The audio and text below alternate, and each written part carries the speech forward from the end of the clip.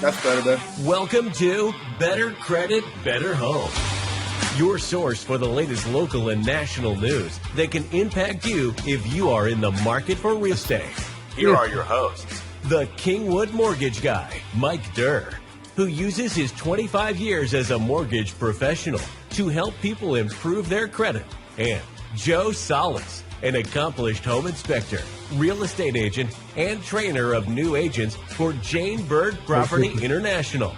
Together, they will help you understand what you need to know to get the most out of your real estate investment. Let's get started. Let's get started. All right. Let's do it.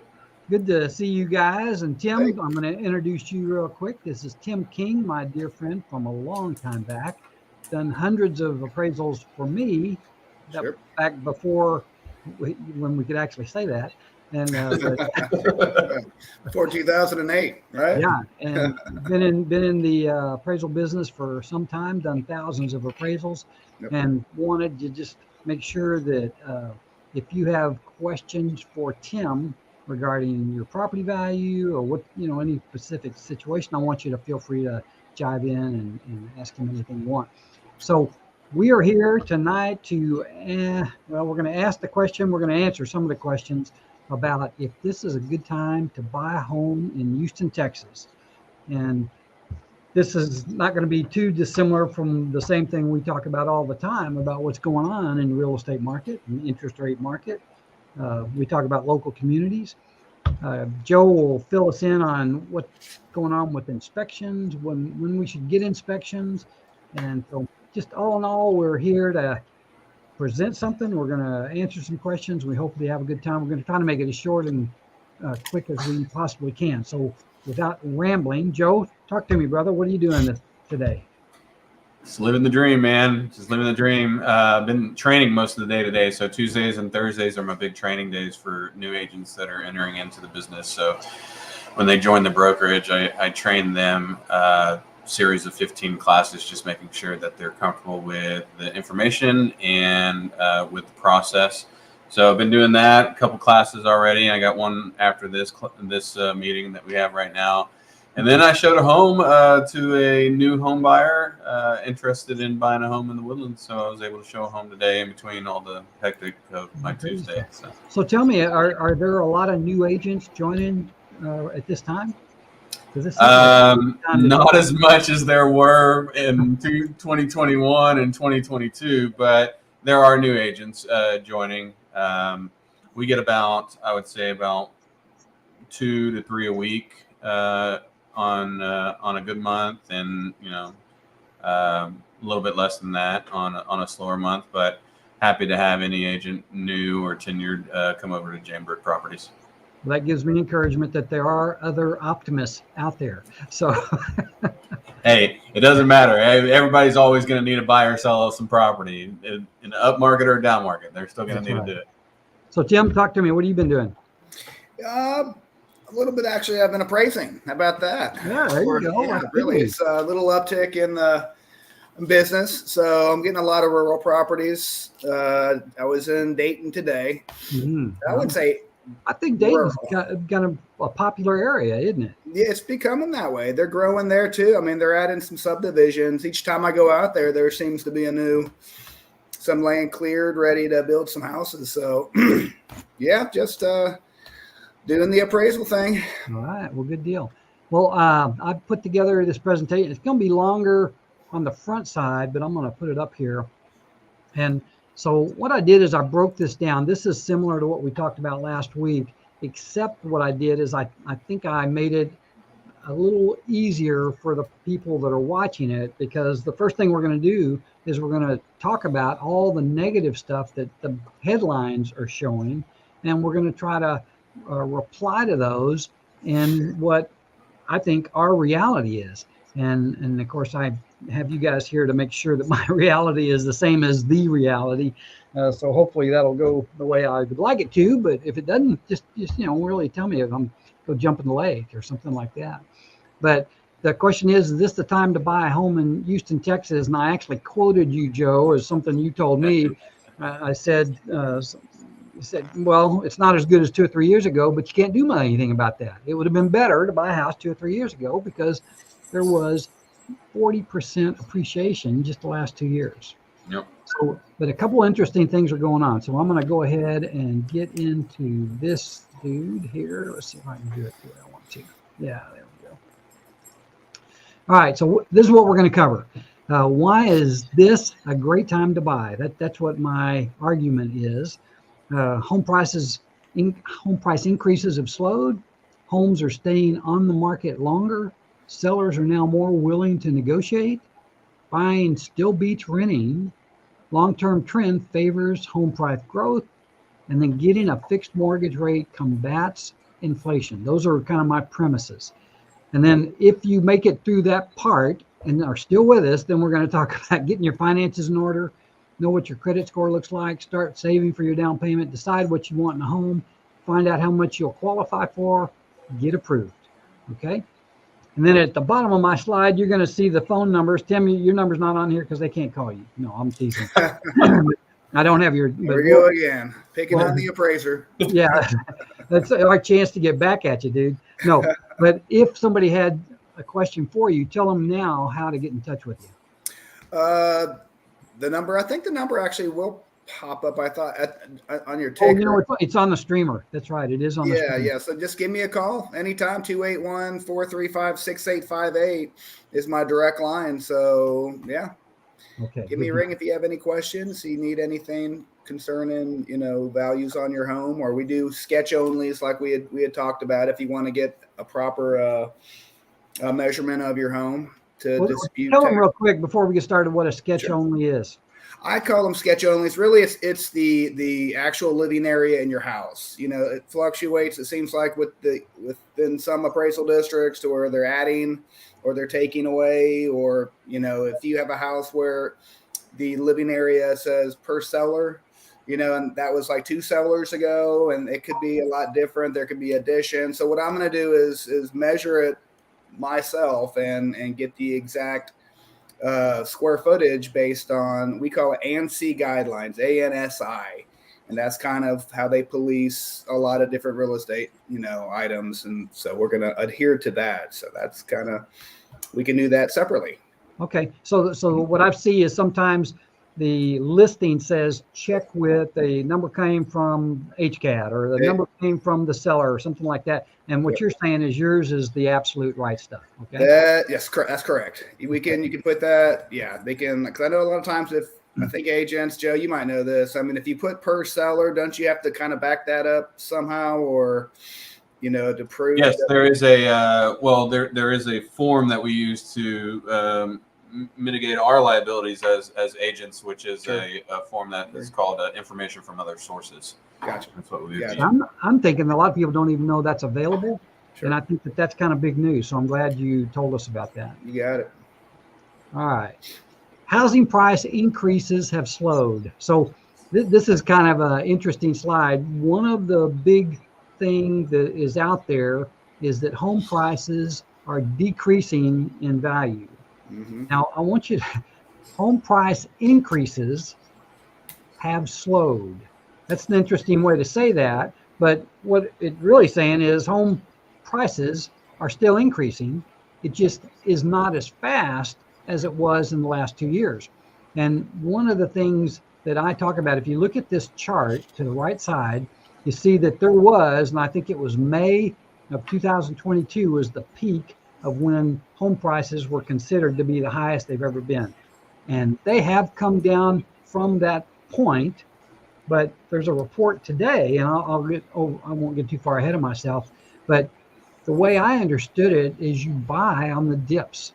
And that's why one of the reasons that we think this is a great time to buy is because the market is changing. It's going through this transition, but well, I tell you, I don't think you want to wait too long. I think some things are in play in the very near future that are going to ramp it back up to a way it was a year ago.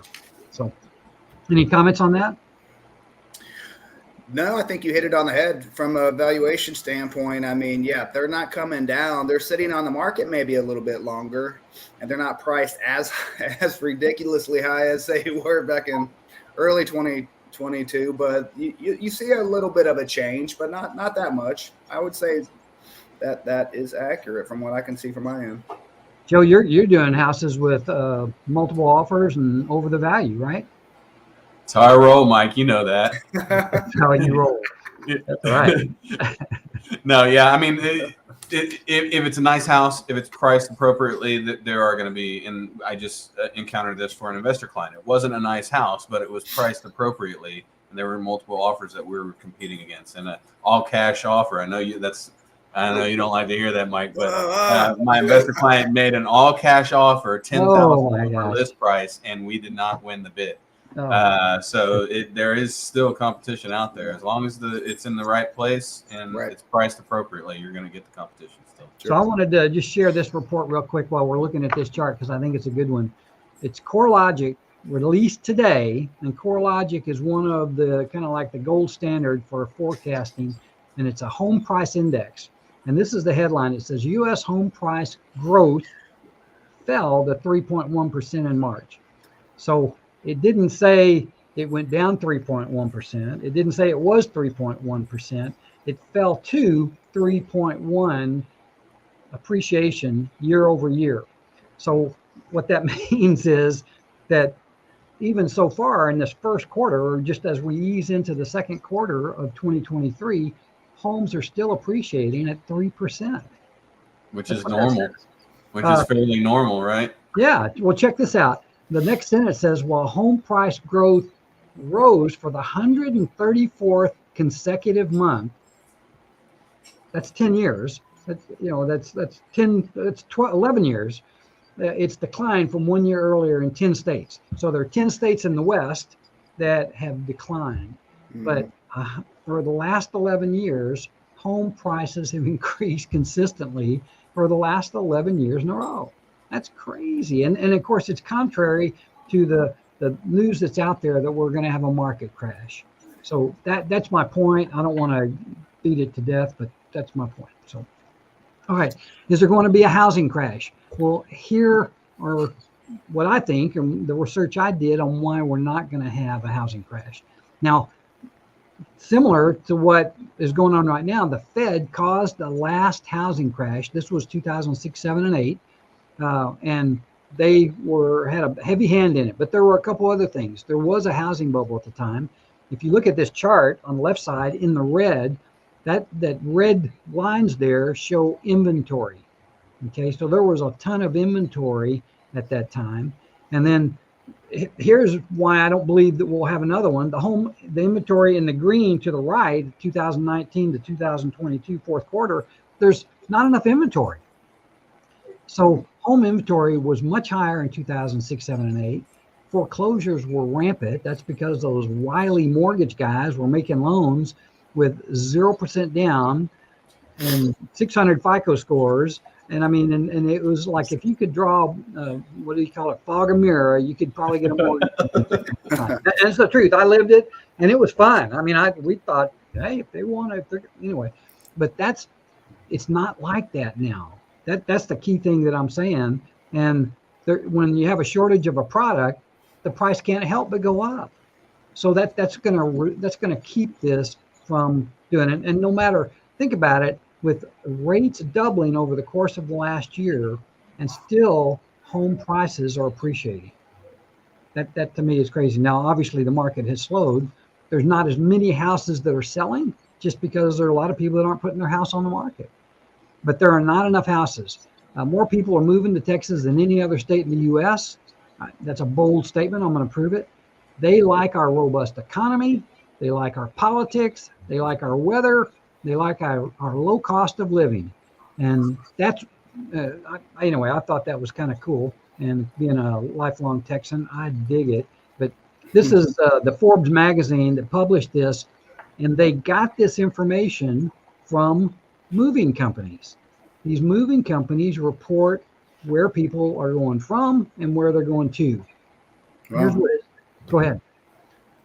No? Okay. With regional numbers tell one story, the state and city level, things get even more interesting. Florida and Texas experienced the highest influx of people in 2021 at around 221,000 and 170,000 respectively. Well, Arizona, North Carolina, South Carolina together saw about 246,000 people move in. Dallas, Houston, and Phoenix were the top destination cities in Texas and Arizona. And then it says California in large numbers to the tune of 367,000 left the state, primarily to southern states, including Texas and Arizona. New York followed as the second most popular state to leave. Okay, and they're coming here. I think I've got on this. This is the article says 10 states people are moving to. I couldn't get the whole. I've got the list if you want it, but I like the fact that Texas and Florida, according to USPS, U.S. Post Office Service, Texas gained over 12,700 residents overall in 2021. Part of the influx is due to the state's conservative political environment, inviting in many people from nearby liberal states. And I think it's low cost housing, excellent weather, round out the reason. I mean, there's just a lot of positive reasons to move to Texas and Florida from some of the crazy states like California and New York and some of those other different minded states. And then 10 states people are leaving. Well, California and New York are ranked the high. And California, despite its, the California climate is as good as it gets in the United States. Am I wrong? This is true. To live there if you live there, but it costs a ton to live there. Rising housing costs, rising taxes, politics seem to be driving many people to look for opportunities elsewhere. And it's got to be the cost. I mean, just the cost of living in California is ridiculous. Yep. So we live in Texas. We love it. We don't want anybody that doesn't want to be here to come. So question, Joe, do you remember what the real estate market was like just 12 months ago? Yes. Describe it to me. A little trip. We were like walking kind of cautiously because we were unsure of where the market was going to go with the interest rates. They were just starting to climb up a little bit from the 2s and 3s. I think at this point in time last year, we were closer in the 4s, maybe low 5s. So everybody was starting to pull back on the reins. Buyers were exiting the market because they were getting priced out, and just a lot of things started slowing down in real estate. What about just before that? Let's go back to March of 2022. What was it? It was like the Wild West. It was like we were pew, pew, pew, just shooting guns all over the place, just trying to make deals happen. It was crazy. Multiple offers on houses that probably shouldn't have had multiple offers. Just people were just really interested in getting a home in this area in Texas. It was a crazy market. Tim, what was getting an appraisal like back then? Let's say March 2022.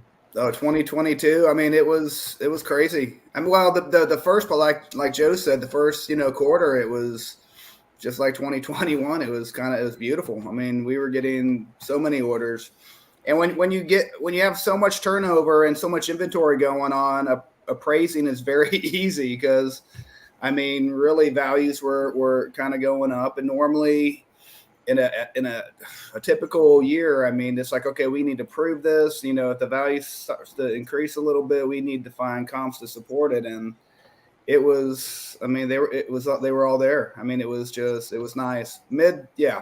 So what about the cost? What about the cost of an appraisal back then? Yeah, because there seems to be a few of us, because they need more appraisers. The cost was going up. Yeah, it was almost like a case-by-case basis. So wait a minute. Let me just make sure I get this right. There was a shortage of appraisers. Well, there was. Yeah, there sure were. I mean, when that happened, you could charge more. That would be the case. Yeah. And a lot of times the lender would want a quicker turn time, and that, I think that was basically it. So we have to drop a few orders, down the queue just to accept one and maybe charge a little bit more for it. But no, I wasn't one of those guys who, overcharged. You're a good guy. I know you. Because they got, I think a lot of these lenders that are trying to, get an appraisal for under 300, which I will not accept, but they, I think they're payback, a little, redemption on the appraisers who were charging $700-800, per report. So it kind of the same story with appraisals as there are with houses now. There's not enough of them. And so that's what I'm seeing, and it scares me, to be honest with you, because I really feel like the interest rates are coming down, but and so Joe, just very clearly, what was the reason that it went from Wild West to crickets? Interest rates. Interest rates. Yep, I agree. So that is really the only thing that I can think of. Obviously, the interest rates affect the cost of the house. It costs the qualification level of the borrowers. But right now, that and that was set in part by the Fed, and that it's starting to change. Inflation actually is coming down, and rates are actually coming down with it. And that is one of the main points on why I think that this is, you don't want to go back into that Wild West where you're making offers on 15 and 20 different properties and not winning them. Okay. And I think it's a very small window, because I think interest rates, even though they have been stubborn to come down, they're coming down, but they're stubbornly coming down. It's like they don't want to. But as long as they're up where they are now, the housing market is going to be a little bit off. But as soon as they get down in the fives on a consistent basis, that 5 is kind of that magic number. And when we see that, I think there are a lot of people out there. I just go over my points here. Home prices were sky high, bidding wars on just about all newly listed homes, multiple offers with tens of thousands of dollars over the listing price, driven mostly by buyers from out of state. I mean, most of the Texas guys are going, what? Investors were offering full price cash offers. And the rates doubled in 12 months, never happened ever in our society. And the cost of houses jumped dramatically. So that was it. And I think that is getting ready to change. So just like what we talked about, I just went over this. The thing I want you to look at that, I want you to focus on this chart. Now, the chart this goes back to in the 70s at the left-hand side. 1980 is where this peak is here, where interest rates were above 15% for a while. I remember that period. And then this is a steady from 1990. They just continued to go down until at March, April of 2022. And then they shot up. So this is where we are right here. But look at the below that line. I guess that line is probably 9%.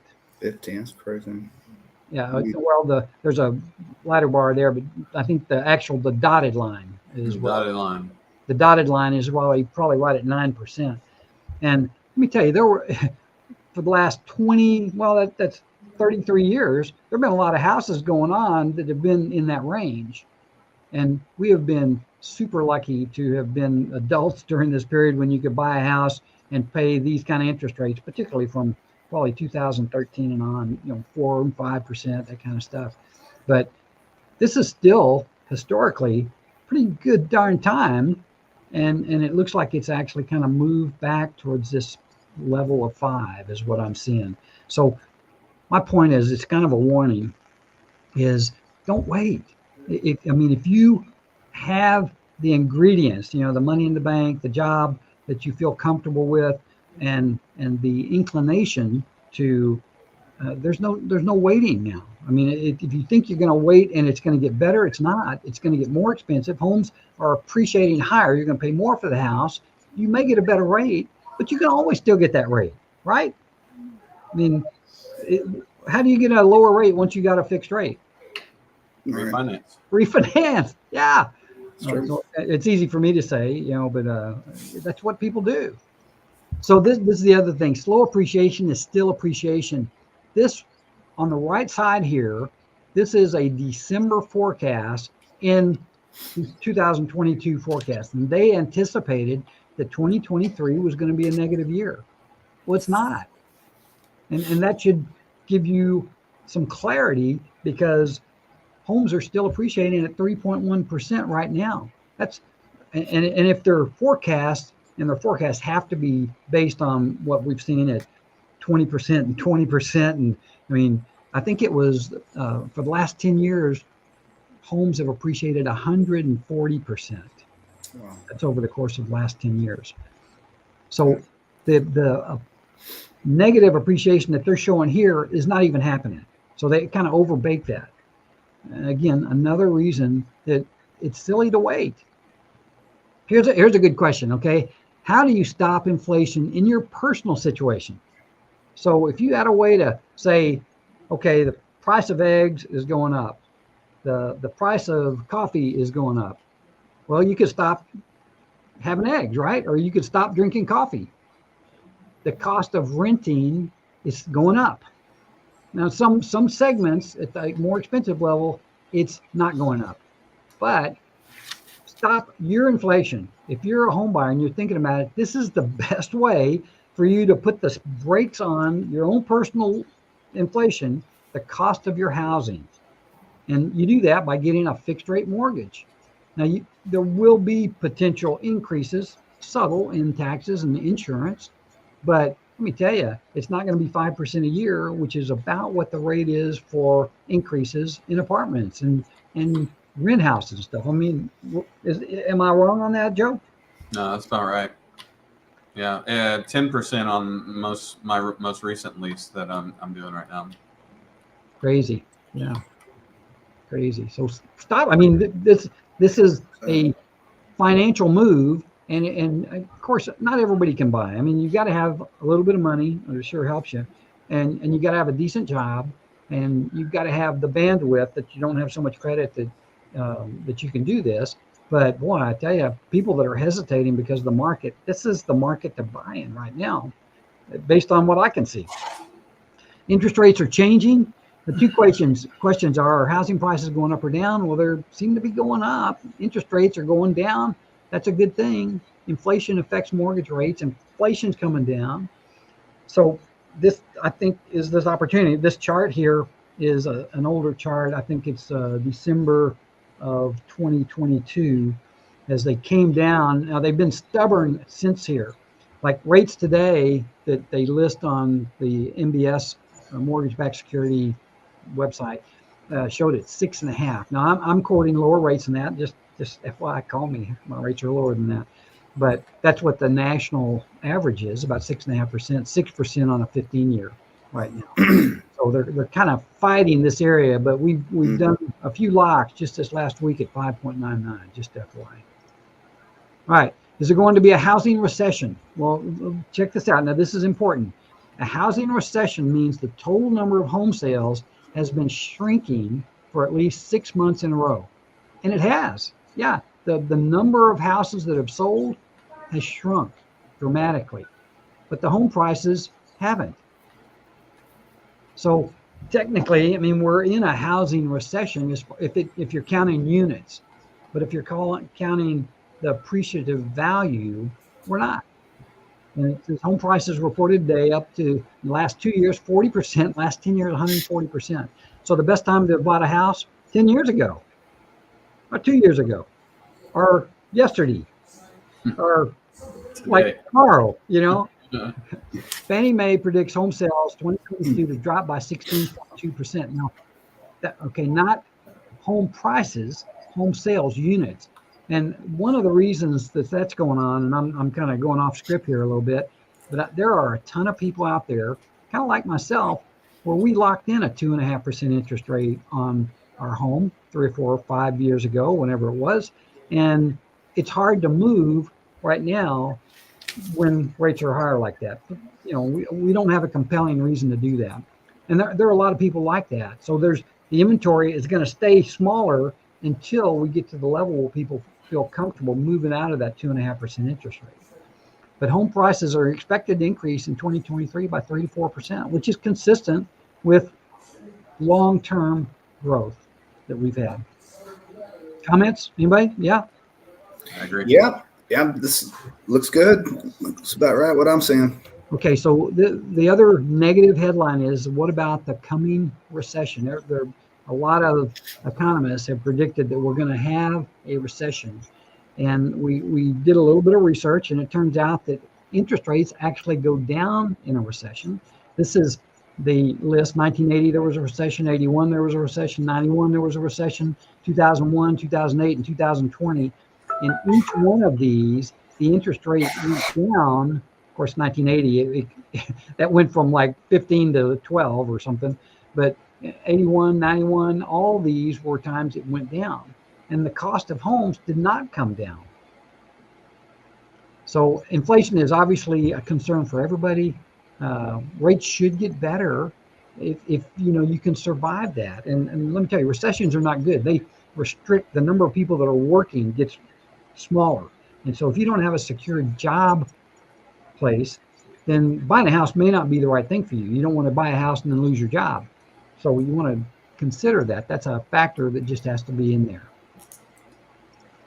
All right, could home prices go down? They could. I mean, the things that we're seeing don't appear to support that. And the key one being there's just not enough supply out there. We have a lot of people that want to own their own home. We have a lot of people moving to Texas. The cost of living in Texas, the index compared to other places is 92.1. 100 would be what the standard is. Interest rates would have to continue going up to curb demand, but supply is notably low already. And the key areas, you got Dallas, Fort Worth, you got Houston, and you got down in that's interesting, that's Brownsville area down there. Austin, the reason I think Austin was a B was because of the expense. And I pointed to Dallas. That's not Dallas, that's like Abilene or something. This is Dallas. Dallas considered a C because prices are more expensive there. So here we go, decision time. If I haven't convinced you at this point in time, there's no sense in you watching the rest of it. you can go now. I'll stop. Hey, Christina, do we have any comments or questions? Did you say yes or no? Okay, not yet. Okay. So this is decision time. Should you wait? Is it the right time to act now? Joe says the best time to buy was 2 or 3 years ago. That's right. I can help you with that. But Texas is a hot commodity in more ways than one. Where get summertime, it is just hotter than Hades here for sure. But we got air conditioning. So let's go on. For those that are going to stick with us, what is needed to pre-qualify? Well, basic stuff. Reasonable credit score showing you handle your accounts responsibly. A 580 FICO score for FHA, 620 for a conventional loan, proof of consistent and stable income for the last 2 years, and proof of enough assets to cover the down payment and the closing cost. And on all of those things that I gave you, there's variables. Like if you have a 560 FICO score, call me. I can help you get to 580. Or if you have a 619 credit score, just call me because we can help you boost your credit. There's certain things that we can do. And it's not the Experian boost. Don't do that. That's a bad thing. All right. So here we go. What credit scores are required? The higher the credit score, the better. That's not like a mystery. FHA minimum is 580. Conventional is a 620. They want you to show that you have handled your obligations honorably. They want to make sure you don't have too much debt. So it's a combination of those two. If you have too much debt, you already have too much going out. You don't have enough room for a housing payment, not that they're comfortable with. What determines if you qualify? I put these numbers on here and I thought about it. It's easier for me to explain this, but the key factor is your debt to income ratios. And a debt to income, if I can explain it as simply as I can, it's how much you make compared to how much your housing debt and all your other debts are that you're obligated for. So let me give you an easy one.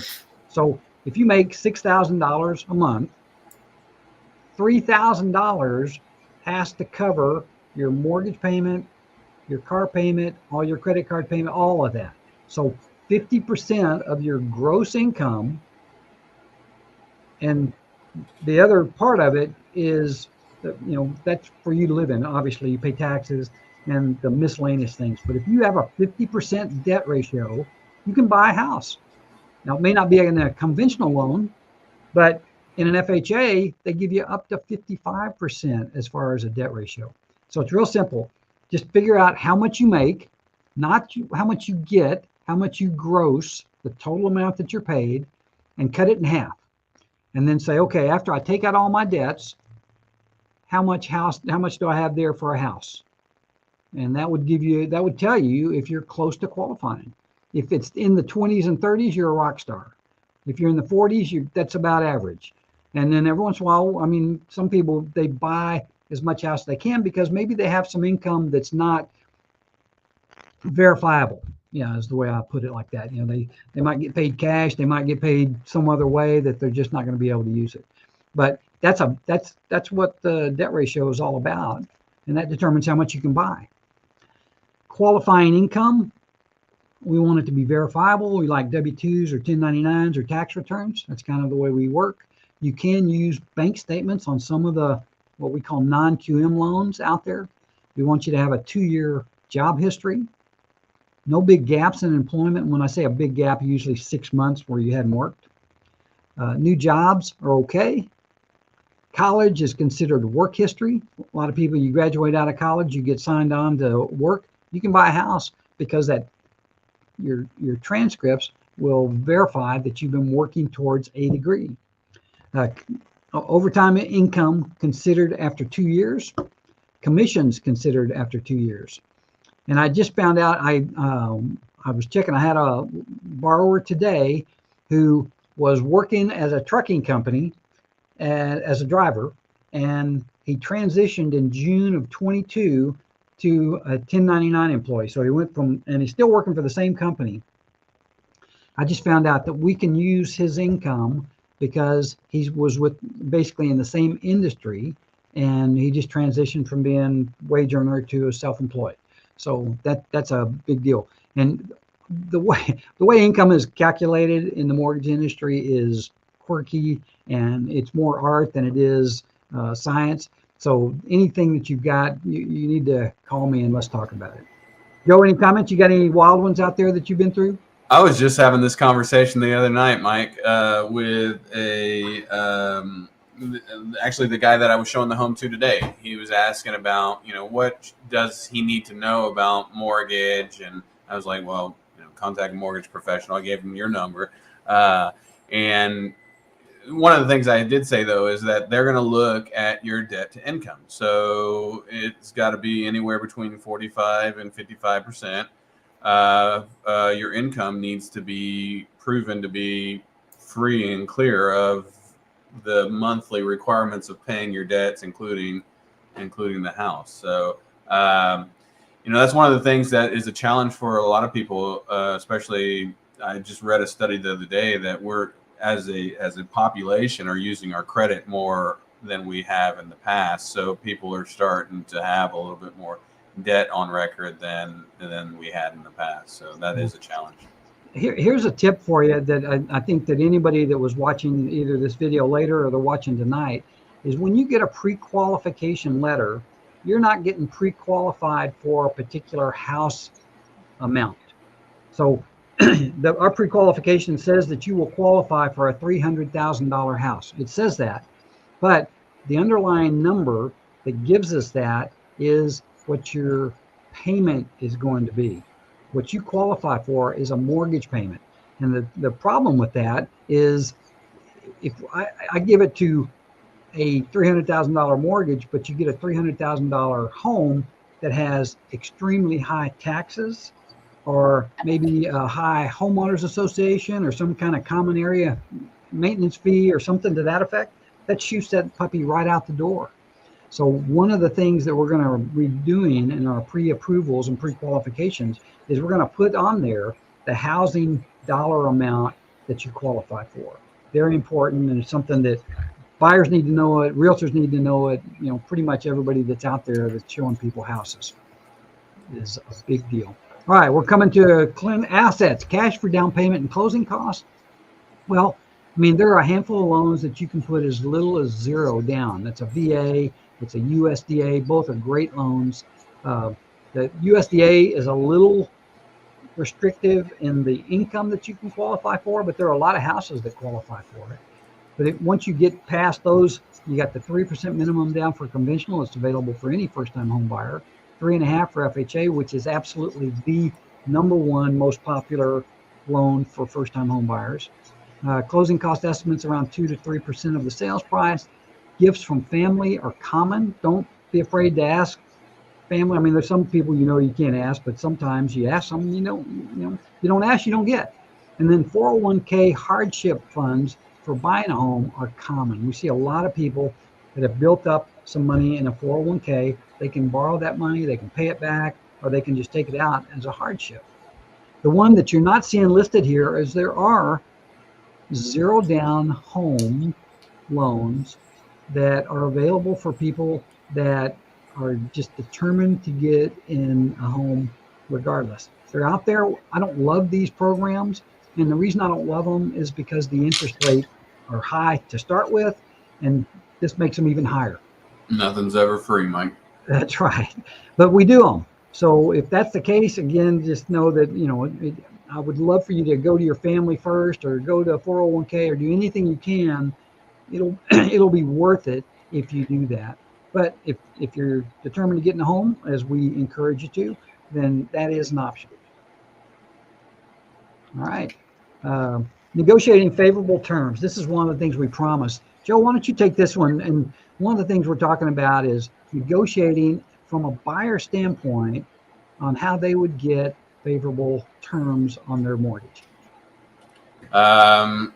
So a common trick that we've been using lately is to find a house that seems like it's a little bit overpriced, especially looking at days on market, and then attempting to put in the offer with a little bit of seller credit towards the buyer's closing costs, which they could use to buy down points. Buy down points or pay closing costs. So it'd be good both ways. Yeah. So that's one way we've been doing it. Another way to do it is to look at, having the inspection done and then negotiating after the inspection. Yep. That's another way. Yeah, give them full price and then go after them with the inspection. It's not a guarantee. As a buyer, you're required. About a 99.9% chance of a guarantee, though. Yeah. So the thing with that the buyer has to understand, and any first-time home buyer, most especially, is the majority of the time, I would say 99 out of 100 times that we write an offer as an agent, we're writing the offer for the house as is, with a baked-in front-end section where it says option period, which allows for the buyer to terminate if they find something, then an agreement can't be made with the seller. So that is an attempt, and that is an attempt that was last year, at the beginning of last year, in 2021, it was a seller's market. So as you entered into these offers and you had your inspections, which is a great due diligence tool, sellers were like, so?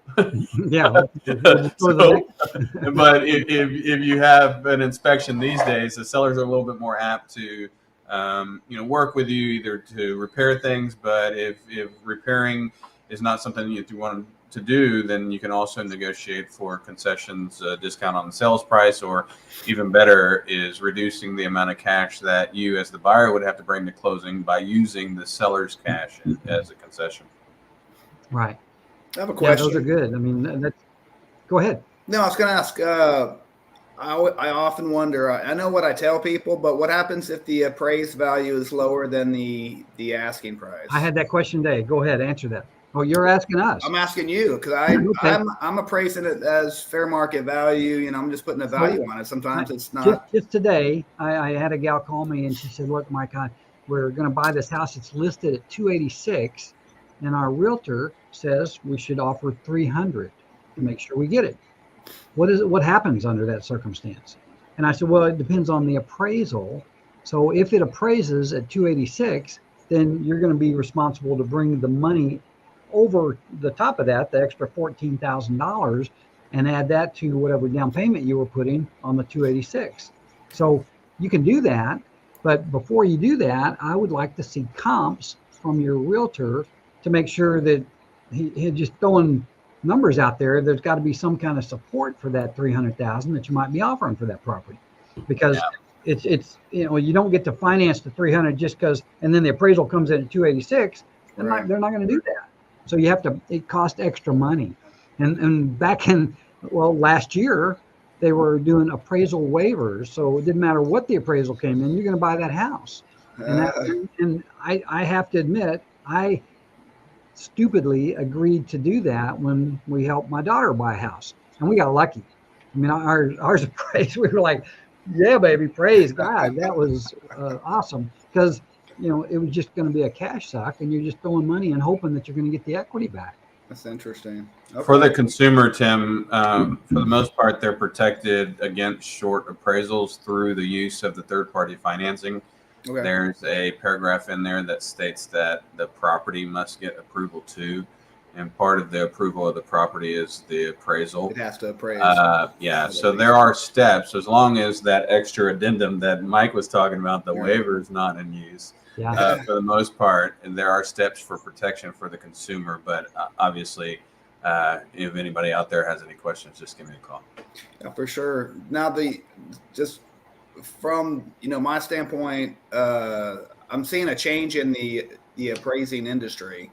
So if the value does not come back, if it's low, if it's high, double check and make sure. Now, Mike, I know how you probably are the one who orders the appraisal, but there's a lot of digital appraisals and these integrated appraisals, desktops, to where there's actually not an appraiser going out to the property, which I think is necessary, because how can you appraise something that you can just look at pictures and determine, something that's very important to most people as far as a form of investment. So Tim, I hate to tell you this, buddy, but we celebrate when we get an appraisal waiver.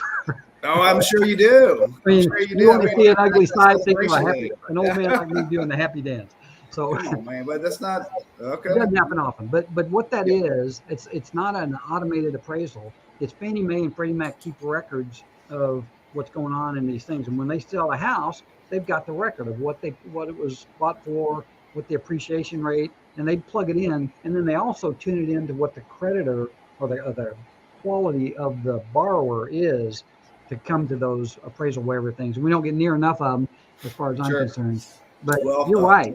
A live appraisal may help you with those negotiating favorable terms. I'm just saying. Yes. Bring it back. That's right. Yeah. Those are all good. I had a couple on there just to have your stuff together. Second, work with an experienced agent. The stuff that Joe offered you, there are going to be a lot of agents that had no clue about those kind of things. So you want to get with somebody that knows what the heck they're doing, that's been in the business for a while. Get your finances in order, get pre-approved. Faster closing is one of the better negotiating tools out there also. And the inspection is super important, just because it's going to save you money. I think it'd be a rare case when that's an expense. You're going to spend that money, but you're going to get that money back in the value of the house. So, all right, I think we're winding down. Is this a good time to buy a home in Texas? Well, yeah. I mean, with interest rates trending down, home prices are limited and limited supply. Home appreciation seems to have slowed. People are moving to Texas like crazy. Home appreciation is steady. What other investment can you live in? I mean, can you live in gold? Can you live in some other thing? Think about it. What other investment can you improve? Just not many out there. I personally, of course, don't get me wrong, I'm a sucker. I am totally biased. I think real estate is awesome. That's why I make my living in it. I love what I do. Joe, am I wrong? I feel the same, man. That's why we connect. Tim, living the dream, brother. Just appraising those houses. I'm gonna keep doing what I do. That's right. Give me a call. Listen, I want to thank you guys for being on here. This is obviously longer than what we normally do, but we do have a show every Tuesday at 5:00 where we talk about the same kind of stuff. We talk about current news. We'd love to have you there if the first time that you visited here. We're going to start doing a couple extra series on credit. That I think I'm going to do that every other week. We're going to probably do something like this once a month, and we'll just keep you up to date on that. So definitely subscribe to the channel or my Facebook page. I really want to thank Joe and Tim for coming and sharing this time with us. I mean, these guys are real experts, and they're spending their time just for free. So we appreciate that. Nothing's ever free, Mike.